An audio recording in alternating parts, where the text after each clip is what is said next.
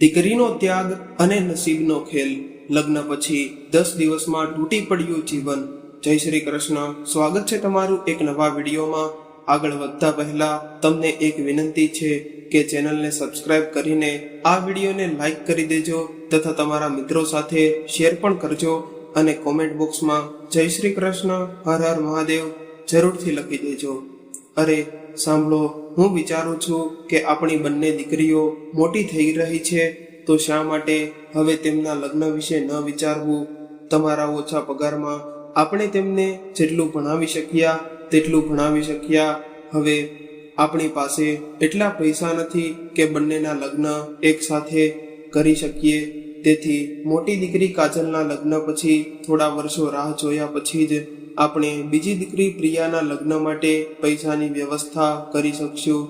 સાવિત્રીજીએ ચિંતાતુર થઈને તેમના પતિ રાઘવજીને કહ્યું. રાઘવજી બોલ્યા, અરે ભાગ્યવાન, તમને કેટલી વાર કહ્યું છે કે આ બધું તમારે વિચારવાનું નથી. મેં મારી દીકરીઓને એટલા માટે ભણાવી છે કે તેઓ પોતાના પગ પર ઊભી રહી શકે. હું તેમને આગળ વધવાની પૂરી તક આપીશ, કારણ કે લગ્ન પછી એટલી જવાબદારીઓ આવી જાય છે કે છોકરી પોતાના વિશે વિચારી પણ નથી શકતી. જુઓ જી, તમારી વાત બિલકુલ સાચી છે, પરંતુ નોકરી તો તે પોતાના ઘરના લોકોની સંમતિથી પણ કરી લેશે, અને જો લગ્નની ઉંમર નીકળી ગઈ તો સારો છોકરો મળવો મુશ્કેલ થઈ જશે. એટલા માટે મારી વાત પર વિચાર કરો, અને જો ઠીક લાગે તો મારી એક સહેલી મમતા છે, તેમના ભાઈનો દીકરો ખૂબ જ સારા પરિવારનો છે. છોકરો શું કરે છે? થોડું વિચારતા રાઘવજીએ પૂછ્યું. સાવિત્રીજી બોલી, છોકરો એન્જિનિયર છે, ખૂબ પૈસા કમાય છે. મને તો સારું લાગ્યું. તમારી ખબર નથી. હા સાવિત્રી, તારી વાત સાથે હું પણ થોડો સહમત છું, પરંતુ મારી દીકરીઓના જીવનનો આટલો મોટો નિર્ણય હું તેમની મરજી વગર ન લઈ શકું. જો તમે સહમત હો તો ઠીક છે, આપણે સાંજે જ તેમની સાથે વાત કરી લઈશું, રાઘવજીએ કહ્યું. તો સાવિત્રીજીએ પણ ખુશી વ્યક્ત કરી અને રસોડામાં ચાલી ગયા.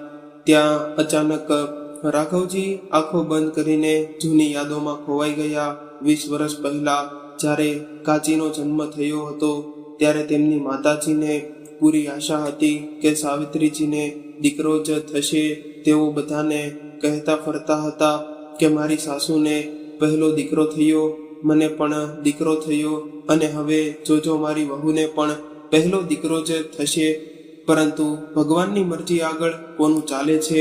જ્યારે કાજલનો જન્મ થયો ત્યારે માતાજી નિરાશ થઈ ગયા અને દબાયેલા અવાજે સાવિત્રીજીને કોસવાનું શરૂ પણ કરી દીધું. એક દિવસ પડોશમાં દાદીને બોલાવ્યા. અરે તાઈજી, ભૂલ તો આપણી હતી. આપણે એ પણ તો જોવું હતું કે આ પણ પોતાની માની પહેલી દીકરી છે. બસ એટલે જ એને પણ પહેલી દીકરી થઈ ગઈ. સાવિત્રી તો બિચારી ચૂપ રહેતી, પરંતુ રાઘવજી એક દિવસ બોલી પડ્યા. અમ્મા, આ રાત દિવસ શું દીકરો દીકરો લગાવી રાખો છો? મારા માટે દીકરા અને દીકરીમાં કોઈ ફરક નથી, અને જ્યારે મને તેમના પાલન પોષણમાં કોઈ તકલીફ નથી, તો પછી તમે પણ પરેશાન ન થાવ.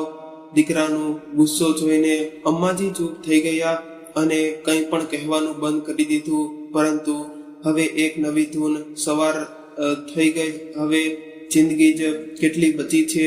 જો જીવતે જીવ ઘરનું ચિરાગ જોઈ લેતી તો સુકૂનથી મરતી. પણ અમ્મા, તમને થયું શું છે? રાઘવજી હસતા હસતા બોલ્યા. અરે બેટા, વૃદ્ધાવસ્થાનું શરીર છે, શું ખબર ભગવાન ક્યારે તેડું આવી જાય. ખેર, અમ્માની મુદ્દાર ઉપરવાળાએ સાંભળી લીધી, અને એક દિવસ સાવિત્રીજીએ અમ્માને જણાવ્યું કે તે ફરીથી માં બનવાની છે. આ સાંભળીને અમ્માજી ખૂબ જ ખુશ થઈ ગયા અને પાછલી બધી વાતો ભૂલીને સાવિત્રીનું ખૂબ ધ્યાન રાખવા લાગ્યા. આ વખતે પણ દીકરાની આશા હતી, પરંતુ સાવિત્રીજીને 7મો મહિનો તે ચાલતો હતો કે એક દિવસ અમ્માજી બાથરૂમમાં લપસીને પડી ગયા. માથા પર એટલી જોરથી ચોટ લાગી કે 2 દિવસ સુધી બેભાન રહ્યા. પછી પણ હોશ ન આવ્યો અને તેઓ ભગવાનને વહાલા થઈ ગયા. રાઘવજી અને સાવિત્રીજીના દુઃખની તો કોઈ સીમા નહોતી. અમ્માના જવાથી આખું ઘર સૂનું થઈ ગયું. જેવા પણ હતા, પણ ઘરની રોનક તો હતા. અમ્માજી મનમાં પુત્રની આસ લઈને ચાલ્યા ગયા, અને આ અફસોસ ક્યારે ને ક્યાંક સાવિત્રીજીને પણ હતો. ખેર, ભગવાનની મરજી આગળ કોનું ચાલે છે. 9 મહિના પૂરા થઈ ગયા, અને એકવાર ફરી સાવિત્રીજીએ દીકરીને જન્મ આપ્યો. આ વખતે સાવિત્રીજીને પણ દીકરાની ચાસ હતી, પરંતુ રાઘવજી પોતાના સિદ્ધાંતોના પાક્કા નીકળ્યા. તેમણે કહ્યું, બીજી પણ દીકરી થઈ ગઈ તો શું થયું? હું દુનિયાને બતાવી દઈશ કે દીકરીઓ દીકરાઓથી ઓછી નથી હોતી. એક દિવસ જ્યારે તે પોતાના માતા પિતાનું નામ રોશન કરશે તો આખી દુનિયા કહેશે, જુઓ, કાજલ અને પ્રિયાના પાપાજી જઈ રહ્યા છે. બસ આ જ ભાવના સાથે રાઘવજીએ સાવિત્રીજીને કહી દીધું કે દીકરાની ચાહમાં તેઓ ત્રીજી સંતાનને જન્મ નહીં આપે. સાવિત્રીજીએ પણ રાઘવજીની વાત પર સહમતિ આપી, કારણ કે તે પણ જાણતી હતી કે તેમની એટલી હેસિયત નથી કે 3 બાળકોનું સારી રીતે પાલન પોષણ કરી શકે. આ જ કારણે તેણે પણ પતિના નિર્ણયમાં સહમતિ આપી. આ રીતે એક માતા પિતાની જવાબદારીને જોતા રાઘવજી અને સાવિત્રીજીએ પોતાની દીકરીઓના પાલન પોષણમાં કોઈ કમી ન છોડી. બંને બહેનો ભણવાથી લઈને ઘરના કામકાજ સુધી દરેક કામમાં નિપુણ હતી, અને જેટલી સુંદર હતી એટલો જ સુંદર તેમનો સ્વભાવ હતો. આજે સાવિત્રીજીએ પણ વાતો કહી, તેમાં ઘણી હદ સુધી સચ્ચાઈ હતી, કારણ કે સરસ પાલન પોષણ અને સારા શિક્ષણની ચાહમાં રાઘવજીનું બેંક બેલેન્સ ખૂબ જ વધારે ન થઈ શક્યું. આમ પણ આજના સમયમાં તમારી દીકરી ભલે ગમે તેટલી હોશિયાર અને ભણેલી ગણેલી હોય, જ્યારે લગ્નની વાત આવે છે તો દહેજની સમસ્યા સૌથી પહેલા સામે આવે છે. સારો છોકરો જોઈને તો દહેજ પણ જોઈએ. લાખ કોશિશ કરી લો, પણ પહેલી દીકરીના લગ્નમાં એટલો ખર્ચ થઈ જાય છે કે બીજીના લગ્ન કરતા પહેલા 10 વાર વિચારવું પડે છે. સાવિત્રીએ સાચું કહ્યું હતું કે આજથી કોશિશ કરીશું ત્યારે જ બંને દીકરીઓના લગ્ન યોગ્ય સમયે કરી શકશું. હજી રાઘવજી વિચારમાં જ ડૂબેલા હતા કે ત્યારે જ તેમની નાની દીકરી પ્રિયા આવી ગઈ. પપ્પા, ચાલો, મમ્મી બોલાવી રહી છે, ખાવાનું તૈયાર છે. હા બેટા, આવું છું કહેતા રાઘવજી ઉઠીને ખાવાના ટેબલ પર આવીને બેસી ગયા અને કાજલને બોલ્યા, બેટા, ભણવાનું કેવું ચાલી રહ્યું છે? જી પપ્પાજી, ભણવાનું તો ઠીક ચાલી રહ્યું છે. બેટા, તારાથી એક સલાહ લેવી હતી. જી બોલો પપ્પા. જો બેટા, તારાથી તો કંઈ પણ છુપાવેલું નથી. મેં મારાથી બનતી મહેનત કરીને તને બંને બહેનોનું સારી રીતે પાલન પોષણ કર્યું છે. તારો અભ્યાસ હજુ ચાલી રહ્યો છે અને ખબર નથી કે તે ક્યારે પૂરો થશે. એટલે જો તારી રજામંદી હોય તો અમે તારા લગ્ન કરવા માંગીએ છીએ. બેટા, તું ભણેલી ગણેલી છે, અને જો સાસરીવાળા ઈચ્છે તો તને આગળ પણ ભણાવશે. પરંતુ જો તારા લગ્નમાં મોડું થઈ જશે તો પ્રિયાના લગ્ન પણ સમયસર નહીં થઈ શકે. એટલે જો તું કહે તો અમે તારા લગ્ન કરવા માંગીએ છીએ, પણ આ જોઈ જબરદસ્તી નથી. તું હા કહેશે તો જ અમે તારી આગળ વાત વધારશું. પોતાના પિતાની વાત સાંભળીને કાજલ પહેલા તો થોડી વાર ચૂપ રહી, પછી ધીમેથી બોલી, પપ્પાજી, જેવી તમારી મરજી, મને કોઈ વાંધો નથી. કાજલની વાત સાંભળીને સાવિત્રીજીની આંખોમાં તો ચમક આવી ગઈ, પરંતુ રાઘવજી જાણતા હતા કે કાજલ ખૂબ જ સમજદાર છે અને પોતાના માતા પિતાની પરિસ્થિતિને જોઈને તેણે હા પાડી છે. આગળ કોઈએ આ વિષય પર વાત ન કરી, અને જમ્યા પછી બધા પોતપોતાના કામમાં લાગ્યા, અને કાજલ અને પ્રિયા પણ પોતાના રૂમમાં ચાલી ગઈ. અંદર જતાં જ પ્રિયાએ કહ્યું, દીદી, તમે લગ્ન માટે હા કેમ પાડી દીધી? તો તમારા ભણવાનું શું થશે? તમારા સપનાઓ તો સપના જ રહી જશે. હજુ તો જિંદગીની શરૂઆત છે. જો હમણાંથી જ લગ્નની જવાબદારીમાં ફસાઈ જશો તો તમારું કરિયર ખતમ થઈ જશે. કાજલ બોલી, પ્રિયા, આપણા પપ્પાએ આપણને ખૂબ જ પ્રેમથી ઉછેર્યા છે. તેમણે આપણને ક્યારેય કોઈ વસ્તુની કમી મહેસૂસ થવા નથી દીધી, અને આજે જ્યારે તેઓ આપણા લગ્નને લઈને ચિંતિત છે તો આપણે તેમની ચિંતાઓને વધારે ન વધારવી જોઈએ. આપણે તેમની પરેશાનીઓને વધારવાને બદલે ઓછી કરવાની છે. કાજલની વાત સાંભળીને પ્રિયાએ કહ્યું, સારું દીદી, અને તમારું નોકરી કરવાનું સપનું, તેનું શું થશે? નોકરી? અરે, તે તો હું ગમે ત્યારે કરી લઈશ. હું શિક્ષિત છું. મારો અભ્યાસ ક્યારેય વ્યર્થ નહીં જાય. અને હજુ તો ફક્ત હા કહી છે, હજુ તો સમય લાગશે. કાજલે ઉત્તર આપ્યો, તમારી વાત સાચી છે દીદી, પણ જો તમારા સાસરીવાળાઓને તમારું ભણવું પસંદ ન આવ્યું તો પછી શું કરશો? પ્રિયાએ સવાલ કર્યો. કાજલ બોલી, જો પ્રિયા, આ બધું લગ્ન પછીની પરિસ્થિતિઓ પર નિર્ભર કરશે.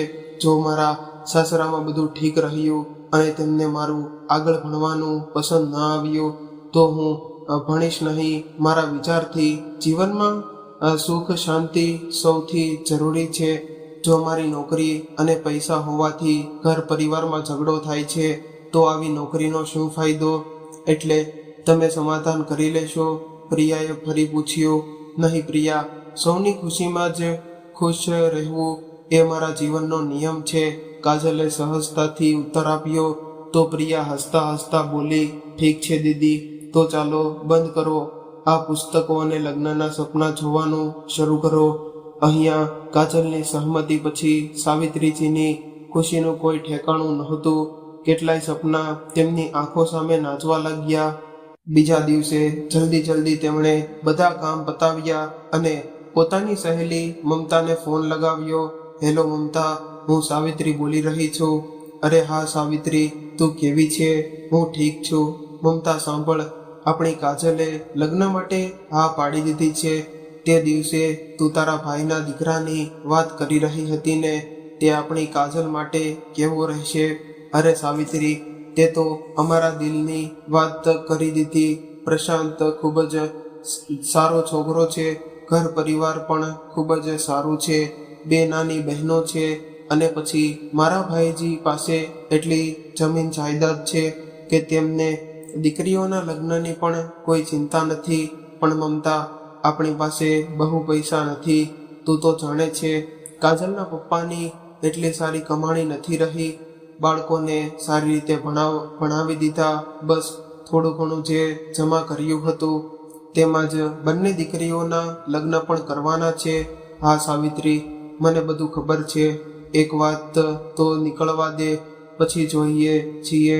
બાકી મારા ભાઈ ભાભી પાસે એટલા પૈસા છે કે તેમને બસ એક સારી વહુ જોઈએ છે. મમતાએ કહ્યું. આ સાંભળીને સાવિત્રીજી ખુશ થઈ ગયા અને બોલ્યા, તો ઠીક છે, આજે જ વાત કરજે અને પછી જેવું પણ હોય મને જણાવજે.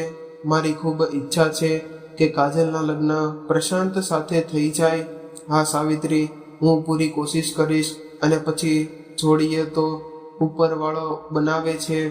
જો કાજલના નસીબમાં પ્રશાંત હશે તો આ લગ્ન જરૂર થશે. તું નિશ્ચિત રહે. ઠીક છે, હું તારા ફોનની રાહ જોઈશ. તે કહીને સાવિત્રીજીએ ફોન મૂકી દીધો અને મનોમન હાથ જોડીને ભગવાનને પ્રાર્થના કરવા લાગ્યા. હે મારા ભોલેનાથ, મારી પ્રાર્થના સાંભળી લેજો. પરંતુ જ્યારે 1-2 દિવસની વીતી ગયા અને મમતાજીનો ફોન ન આવ્યો તો સાવિત્રીજીને લાગ્યું કે કદાચ છોકરાવાળાઓએ ના પાડી દીધી. દરેક સમયે તેમના કાન ફોન અને ઘંટડી પર જ લાગેલા રહેતા. આખરે 4-5 દિવસ રાહ જોયા પછી મમતાજીનો ફોન આવી ગયો. હેલો સાવિત્રી, મેં ભાભી સાથે વાત કરી હતી. તેઓ આપણી કાજલને જોવા માંગે છે. જીજાજીને કહી દેજો કે એકવાર મારા ભાઈ સાથે ફોન પર વાત કરી લે. અરે વાહ મમતા, આ તો ખૂબ જ સારી વાત છે. એક કામ કરજે, જ્યારે તે લોકો કાજલને જોવા આવે તો તું પણ સાથે આવી જજે. જો તું સાથે રહીશ તો અમને પણ થોડી હિંમત મળશે. સાવિત્રીજી બોલ્યા. હા ઠીક છે સાવિત્રી, હું પણ ભાઈ ભાભી સાથે આવી જઈશ અને કાજલના લગ્ન પ્રશાંત સાથે થઈ જાય એનાથી વધારે ખુશીની વાત મારા માટે શું હોઈ શકે. પણ હા, તું જીજાજીને કહી દેજે કે તેઓ જલ્દીથી વાત કરીને કાજલને જોવા દેખાડવાની તારીખ નક્કી કરી લે. ઠીક છે, આજે જ તેમને બોલું છું, કહીને સાવિત્રીજીએ ફોન મૂકી દીધો. બીજા જ દિવસે રાઘવજીએ મમતાના ભાઈ મહેશજી સાથે વાત કરી અને 2 દિવસ પછી કાજલને જોવા આવવાની વાત નક્કી થઈ ગઈ. સારી વાત એ હતી કે 2 દિવસ પછી પ્રશાંત પણ રજા પર આવી રહ્યો હતો. મહેશજી ઈચ્છતા હતા કે આ રજાઓમાં પ્રશાંત પણ કાજલને જોઈ લે અને જો તેમને કાજલ પસંદ આવી ગઈ તો લગ્ન પણ જલ્દી કરાવી દેશે. ખેર 2 દિવસ પછી રાઘવજીના ઘરમાં જોરશોરથી તૈયારીઓ ચાલી રહી હતી. સાવિત્રીજીએ કહ્યું, અરે કાજલ, તું હજુ સુધી તૈયાર નથી થઈ. જા સવારથી કામમાં લાગી છે. તેઓ આવતા જશે. અને મમ્મીજી, હું જેવી છું તેવી જ ઠીક છું. તેમને હું આ જ રૂપમાં પસંદ આવવી જોઈએ. કાજલે જવાબ આપ્યો. પ્રિયા પણ બોલી, હા મમ્મી, દીદી ઠીક કહી રહી છે. અને પછી આપણને પણ છોકરો પસંદ આવવો જોઈએ ને. ચાલો વાતો ન બનાવો અને બંને જઈને તૈયાર થઈ જાઓ. તમારા પપ્પાને મીઠાઈ અને સમોસા લેવા મોકલ્યા હતા. તેઓ પણ લાગે છે હલવાઈની દુકાન પર જાતે જ સમોસા બનાવવા બેસી ગયા. સાવિત્રીજીની વાત સાંભળીને બંને બહેનો ખડખડાટ હસવા લાગી અને પછી બોલી, મમ્મી, અમે તૈયાર થવા જઈએ છીએ. પપ્પા પણ આવતા જશે. ત્યારે જ દરવાજાની ઘંટડી વાગી. જુઓ પ્રિયા, કોણ આવ્યું છે? લાગે છે તારા પપ્પા આવી ગયા છે.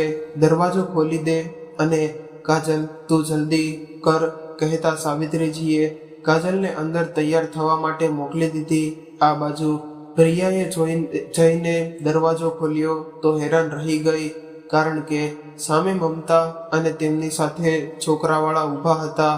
નમસ્તે આંટીજી, આવો આવો, અંદર આવો, પ્રિયાએ કહ્યું તો બધા લોકો તેની પાછળ અંદર આવી ગયા. આપ લોકો બેસો, હું હમણાં જ મમ્મીને બોલાવું છું, કહેતા પ્રિયા જેવી જ અંદર જવા લાગી ત્યારે સાવિત્રીજી આવી ગયા. જી નમસ્તે. ઘર શોધવામાં કોઈ મુશ્કેલી તો નથી થઈને? મમતાજી સાથે હતા ને છોકરાઓની માં વિમળાજીએ કહ્યું તો મમતાજી બોલ્યા, હા સાવિત્રી, બહુ પહેલા એકવાર આવી હતી. ત્યારથી હવે બહુ અંદર આવી ગયું છે. વસ્તી પણ બહુ થઈ ગઈ છે, છતાં ઘર શોધી જ લીધું. ત્યારે રાઘવજીએ ટકોરા માર્યા. ઓહો, માફ કરજો, હું કામથી બહાર ગયો હતો. અહીં પાસે જ સમોસાની એક દુકાન છે, ત્યાં બહુ સારા સમોસા મળ્યા છે તો વિચાર્યું આપ લોકોને પણ ખવડાવીએ. બસ એ જ લેવા ગયો હતો. કોઈ વાત નહીં રાઘવજી, આપના ઘરે આવીને અમને એવું લાગ્યું જ નથી કે અમે પહેલી વાર આવ્યા છીએ, વિમળાજીએ કહ્યું. ત્યારે રાઘવજીએ સમોસા અને મીઠાઈ સાવિત્રીજીને આપતા કહ્યું, અરે સાવિત્રી જીઓ, ભાઈ, આ ચા અને સમોસા લઈને આવો. હા, કાજલને પણ બધા સાથે મળાવી દો. જી બિલકુલ, હું હમણાં જાઉં છું, કહીને સાવિત્રી હસતા હસતા અંદર કાજલના રૂમમાં ચાલ્યા ગયા. પ્રિયા, બેટા તું ચા બનાવ અને કાજલ તું પણ પ્રિયા સાથે બહાર આવી જજે. જે પણ પૂછે સારી રીતે જવાબ આપજે. બેટા, વાત બગડવી ન જોઈએ. છોકરો પણ બહુ સારો છે. શું બોલો છો તમે લોકો અંગ્રેજીમાં? હેન્ડસમ. આહા, બહુ હેન્ડસમ છે. આ સાંભળીને બંને દીકરીઓ ફરીથી હસવા લાગી. શું મમ્મી, તમે પણ ના કહેતા પ્રિયા રસોડામાં ચાલી ગઈ અને થોડીક રાહ જોયા પછી તે કાજલને લઈને હોલમાં આવી ગઈ. ભાઈ સાહેબ, આ અમારીથી મોટી દીકરી કાજલ છે, રાઘવજી બોલ્યા. તો વિમળાજીએ કહ્યું, હા આવો કાજલ બેટા, અમારી પાસે આવીને બેસો. કાજલ છોકરાની માં વિમળાજી પાસે આવીને બેસી ગઈ. બાકી બેટા, તમે અમારા વિશે મમતાજી પાસેથી બધું સાંભળી જ રાખ્યું હશે તો પણ જણાવી દઈએ કે આ છોકરો પ્રશાંત અને આ બંને દીકરીઓ ખુશી અને રેંકી છે.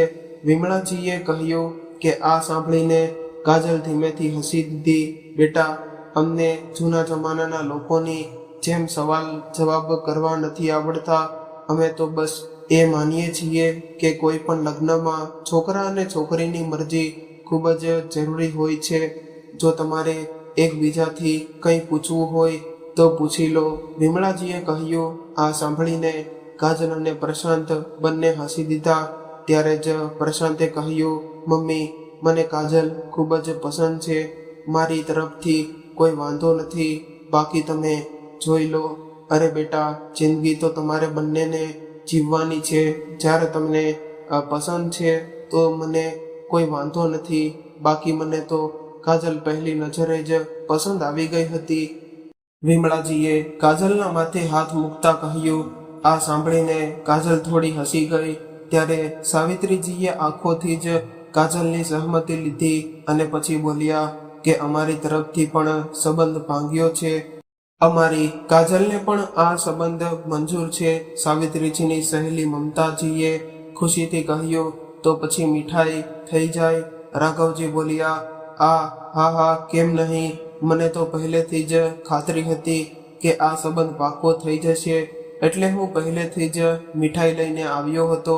પ્રિયા બેટા, બધા માટે મીઠાઈ લઈ આવ. હા પપ્પા, કહેતા પ્રિયા બધા માટે મીઠાઈ લેવા ચાલી ગઈ. ત્યારે વિમળાજીએ કહ્યું, ભાઈ સાહેબ, હવે જ્યારે સંબંધ પાક્કો થઈ ગયો છે તો પછી વારસાની ઝટ મંગની ફટિયા કરી જ દઈએ. હા બહેનજી, કેમ નહીં. હમણાં જ પંડિતજીની સાથે વાત કરીને શુભ મુહૂર્ત કઢાવી લઈએ, રાઘવજીએ કહ્યું. અને આ તરત જ પંડિતજીને ફોન લગાવ્યો. પંડિતજીએ 1 મહિના પછીની લગ્નની તારીખ પણ નક્કી કરી દીધી. આ સમયે સાંભળીને સોના ચહેરા ખુશીથી ઝૂમી ઉઠ્યા. ઠીક છે ભાઈ સાહેબ, હવે અમે ચાલીએ છીએ. લગ્નની તૈયારીઓ જે કરવાની છે. આ હાથ છોડતા પ્રશાંતના પિતા મહેશજીએ કહ્યું અને ત્યારથી નીકળી ગયા. તેમના જતા જ સાવિત્રીજીના પગ તો જમીન પર ટકી જ નહોતા રહ્યા. તેઓ વારંવાર ભગવાનને ધન્યવાદ કરી રહ્યા હતા. ખેર, બંને તરફથી લગ્નની તૈયારીઓ જોરશોરથી શરૂ થઈ ગઈ અને હવે એ દિવસ પણ આવી જ ગયો જેની સૌ રાહ જોઈ રહ્યા હતા. આજે રાઘવજીનું ઘર રોશનીથી ઝગમગી રહ્યું હતું. સાવિત્રીજી તો ખુશીથી ફૂલી નહોતા રહ્યા, પરંતુ બિચારા રાઘવજી બધી વ્યવસ્થા એકલા કરતા પરેશાન થઈ ગયા હતા. તેમની એક એ જ કોશિશ હતી કે ક્યાંય કોઈ કમી ન રહી જાય. એવું ન હતું કે સગા સંબંધીઓ ન હતા, પરંતુ રાઘવજીએ બધી જવાબદારી જાતે સંભાળી રાખી હતી. કોઈની થોડીક પણ લાપરવાહીથી વાત બગડે એ તેમને મંજૂર ન હતું. જાન દરવાજા પર આવી ગઈ હતી.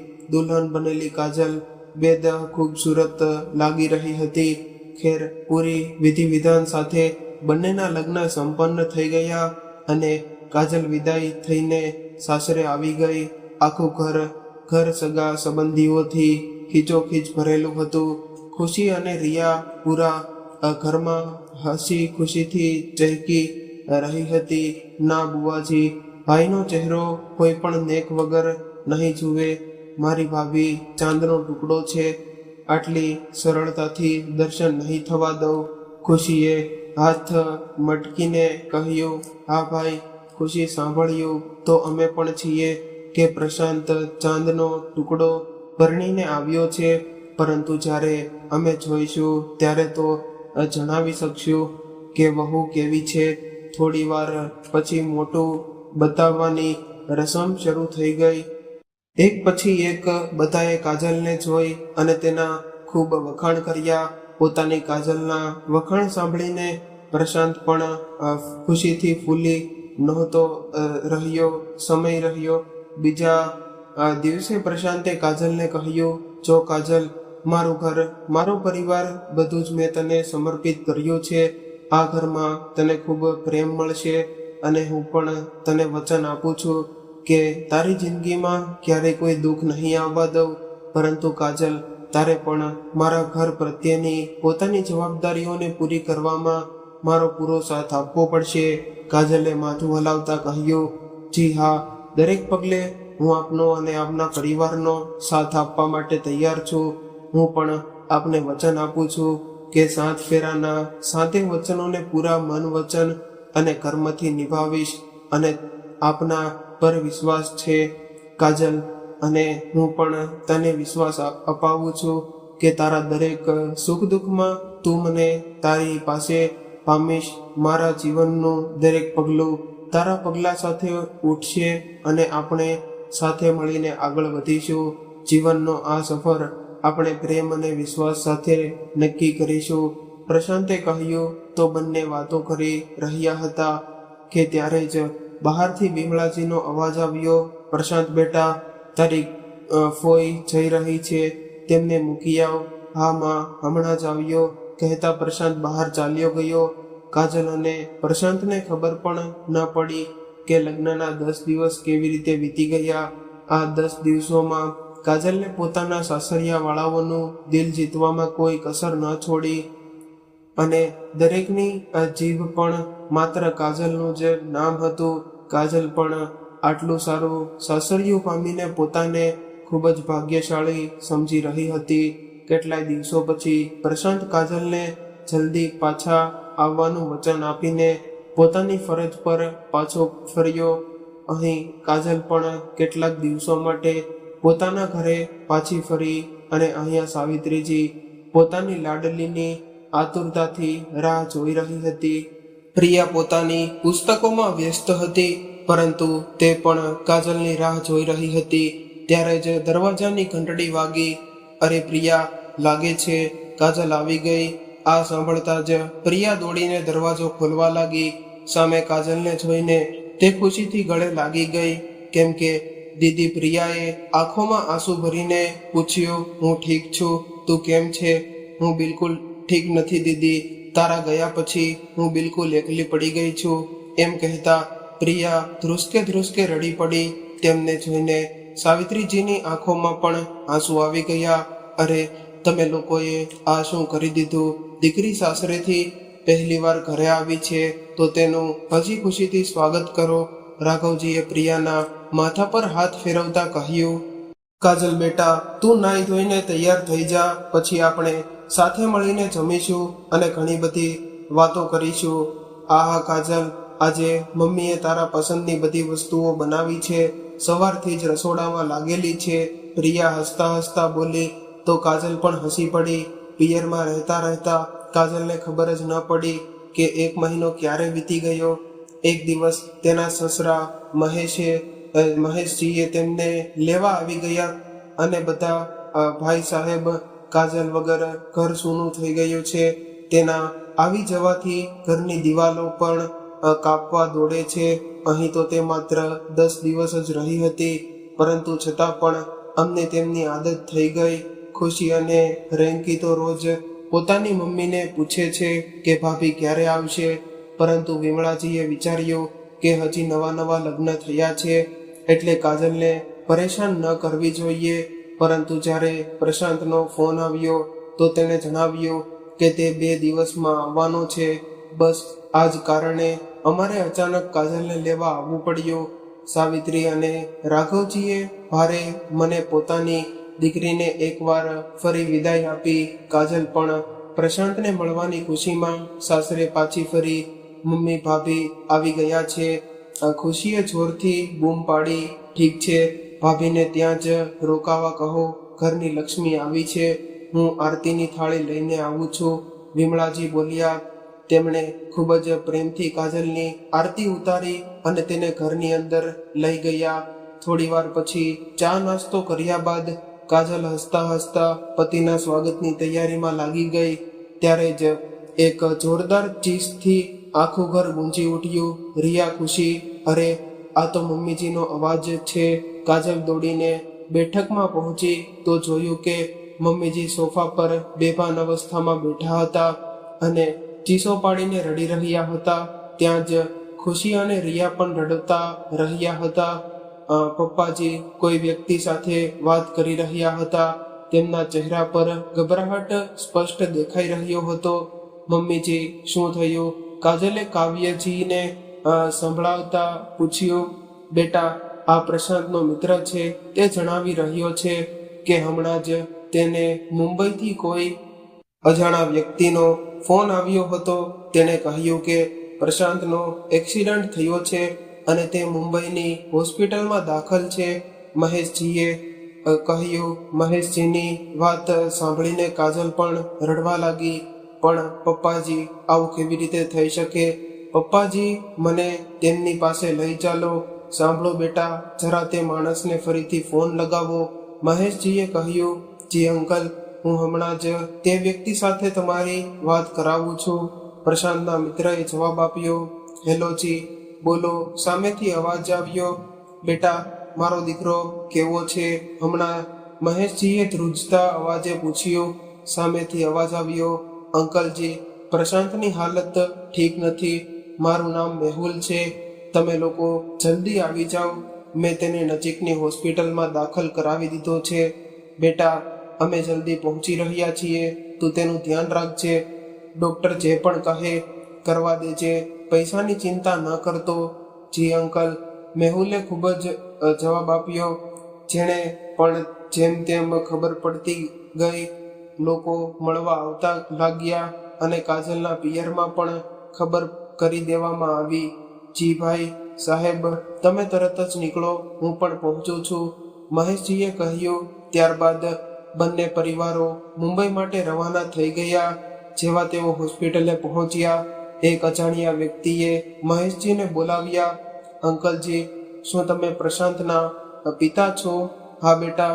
શું તું જીતે છે? મહેશજીએ પૂછ્યું. જી અંકલજી, ચાલો હું તમને તમારા દીકરા પાસે લઈ જાઉં, મેહુલે કહ્યું. મહેશજી, વિમળાજી અને કાજલ મેહુલની પાછળ પાછળ ચાલ્યા અને દરેકના ચહેરાની રંગત ઉડી ગઈ હતી. દિલ જોરથી ધડકી રહ્યું હતું. પગ હાથ નહોતા આપી રહ્યા.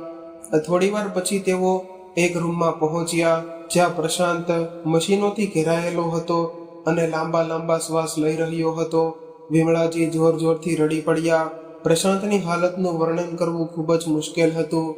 અંકલજી, ભાભી, તમે લોકો ધૈર્ય રાખો, મેહુલે કહ્યું. મેહુલભાઈ, આ બધું કેવી રીતે થયું? પ્રશાંતનો મિત્ર સુનિલ બોલ્યો, જે મહેશજી સાથે આવ્યો હતો.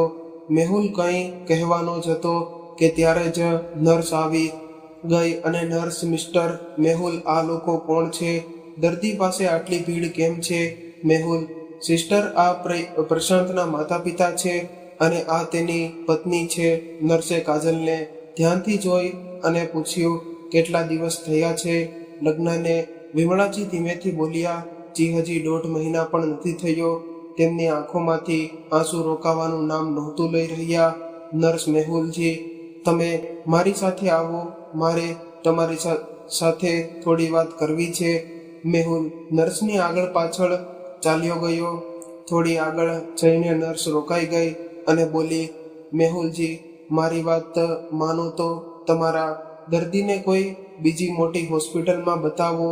આમ તો હોસ્પિટલ પ્રશાસન તરફથી મને આવી સલાહ આપવામાં આવવાનો કોઈ અધિકાર નથી, પરંતુ દર્દીની હાલત અને તે માસૂમ છોકરીને જોઈને હું તમને આ સલાહ આપી રહી છું. મેહુલે ગંભીરતાથી માથું હલાવ્યું. ઠીક છે સિસ્ટર, હું પ્રશાંતના માતા પિતા સાથે આ વિશે હમણાં જ વાત કરું છું. મેહુલે મહેશજી સાથે વાત કરી અને તે જ સમયે પ્રશાંતને એક મોટી હોસ્પિટલમાં દાખલ કરાવ્યો. મહેશજી, બેટા, તને પ્રશાંત કેવી રીતે મળ્યો? મેહુલ, અંકલજી, રાત્રે 12 વાગ્યે હું મારા એક મિત્રના લગ્નમાંથી ઘરે પાછો આવી રહ્યો હતો. ત્યારે મારી નજર રસ્તાની વચ્ચે પડેલા પ્રશાંત પર પડી. પહેલા તો મેં વિચાર્યું કે કોઈ દારૂ પીને રસ્તા પર પડ્યું હશે, એટલે ઉપાડીને એક રસ્તા તરફ કરી દઉં. પરંતુ જ્યારે નજીક જઈને જોયું તો સમજાયું કે આ પ્રશાંત છે અને તેનું એક્સિડન્ટ થયું છે. તેના આખા શરીર પર ઈજાનું કોઈ નિશાન નહોતું, પરંતુ તેનું માથું પૂરેપૂરું લોહીથી ભરેલું હતું. અકસ્માત ઘણીવાર પહેલા થયો હતો, પરંતુ અંકલજી, મને લાગ્યું કે તેમાં હજી પણ જીવ છે. બસ પછી શું હતું, મેં તરત જ મારા મિત્રોને મદદથી તેને હોસ્પિટલમાં દાખલ કરાવ્યો. તેના ખિસ્સામાંથી આ પાકીટ અને ફોન મળ્યો. મેં જોયા વગર તેમાં રહેલો એક નંબર લગાવ્યો અને પછી મારી સુનિલ સાથે વાત થઈ. આગળની વાત તો તમને ખબર છે અંકલજી. મહેશજીની બેટા, તું મારા માટે કોઈ ભગવાનથી ઓછો નથી. વિમળાજી રડતા કે બેટા, ખરેખર જોતું ન હોત તો ન જાણે શું થાત મેહુલ. નહીં આંટીજી, એવું ન કહો. બસ ભગવાનનો આભાર માનો કે તેમણે મને સાચા સમયે ત્યાં પહોંચાડી દીધો. આ બાજુ કાજલ, જ્યારથી કાજલ પ્રશાંતને મળી હતી તે એકવાર પણ તેની પાસેથી ખસી નહોતી. ન કોઈની સાથે કંઈ બોલી રહી હતી, ન ખાવા પીવાની સુધ હતી. બસ આંખોમાંથી આંસુ સતત વહી રહ્યા હતા. 10 દિવસ વીતી ગયા હતા, પરંતુ પ્રશાંતની હાલતમાં કોઈ સુધારો નહોતો. કાજલ બેટા, જો તું તારું ધ્યાન નહીં રાખીશ તો વિમળાજીને કોણ સંભાળશે? સાવિત્રીજીએ સમજાવવાની કોશિશ કરી. કાજલ રડતા, મમ્મી, તેમના વગર હું મરી જઈશ. ભગવાનજીને કહો કે તેઓ પ્રશાંતને ઠીક કરી દે. કાજલ સતત રડી રહી હતી. સાવિત્રીજી તેને સાંત્વનતા આપતા બોલ્યા કે વહુ, બધું ઠીક થઈ જશે. બેટા, ભગવાન ક્યારેય કોઈની સાથે ખરાબ નથી કરતા. પાસે બેઠેલી વિમલાજી બંનેની વાતો સાંભળી રહી હતી. તે પણ બોલી પડી, સાવિત્રીજી, તમે જ કહો, તમારા ભગવાનજીએ મારા દીકરા સાથે આવું કેમ વિચાર્યું હતું? લગ્ન થશે તો ઘર હસી ખુશીથી ગુંજી ઉઠશે, પરંતુ અહીં તો બધું ઉલટું થઈ ગયું. દીકરાના લગ્ન થતાં જ ઘરમાં માતમ છવાઈ ગયો. બહેનજી, શુભ શુભ બોલો. આ તમે કેવી વાતો કરી રહ્યા છો? સાવિત્રીજીએ ભરેલા ગળે કહ્યું. વિમળાજી આંખોમાં આંસુઓ સાથે, અને શું હું બોલું? બધી ખુશીઓ માટીમાં મળી ગઈ. ન જાણે આ મુહૂર્તમાં કયા મુહૂર્તમાં લગ્ન થયા હતા. મહેશ તડકાઈથી ચૂપ રહે. અને વિમળા, આ હોસ્પિટલ છે, અને આ ખ્યાલ તું તારા દિમાગમાં પણ ન લાવતી કે આ લગ્નથી કંઈ થયું છે. ભગવાન આગળ કોઈની મરજી નથી ચાલતી, એટલે કોઈને દોષ દેવાના બદલે ભગવાનને પ્રાર્થના કર. મહેશજી બોલી જ રહ્યા હતા કે ત્યારે જ કાજલે પ્રશાંતના શરીરમાં હલચલ મહેસૂસ કરી. મમ્મી, જુઓ, પ્રશાંતને હોશ આવી રહ્યો છે. તેમણે હમણાં જ પોતાનો હાથ હલાવ્યો. આ સાંભળતા જ સુનિલ હોસ્પિટલમાં કેબિન તરફ ભાગ્યો. ડોક્ટર તરત જ આવ્યા અને પ્રશાંતને જોવા લાગ્યા, પરંતુ થોડી ઝડ બાદ તેમણે પ્રશાંતને મૃત જાહેર કર્યો.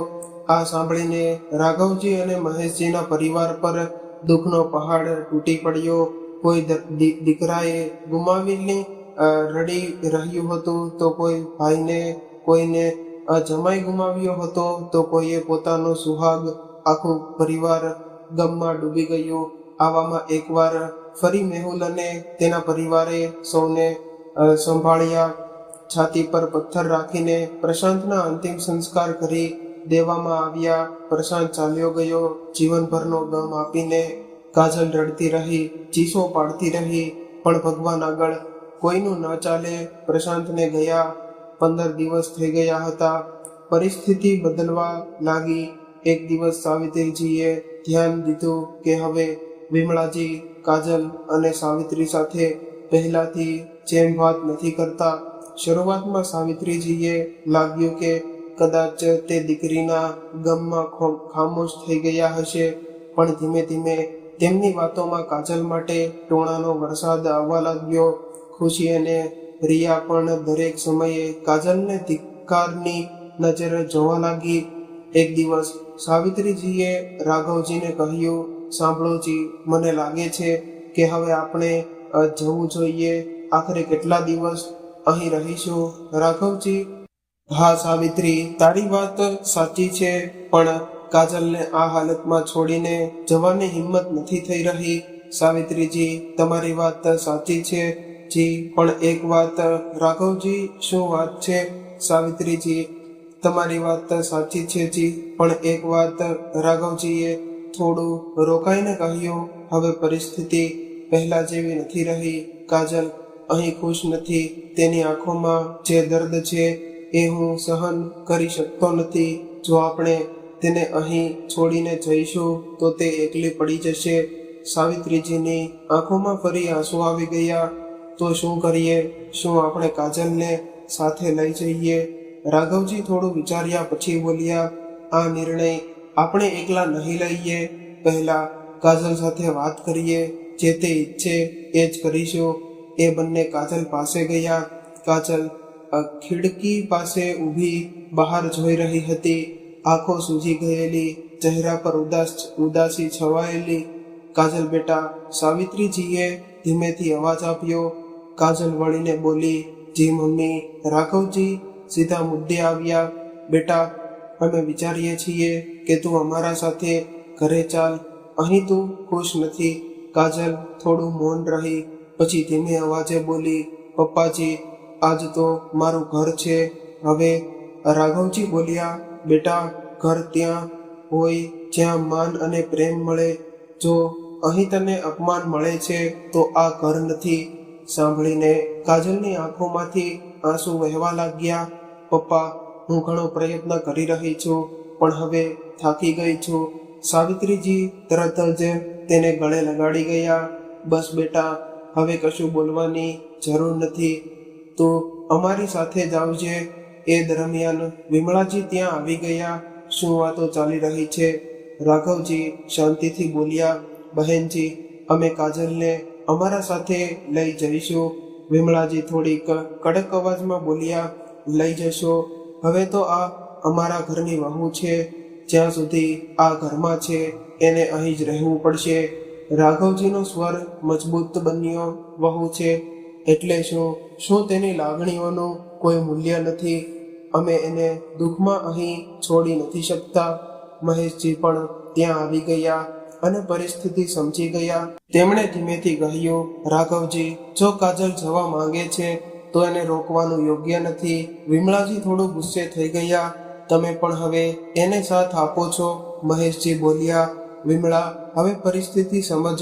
દીકરો ગયો, પણ એ છોકરીનો શું દોષ? અને દોષ આપીને આપણે શું મેળવીશું?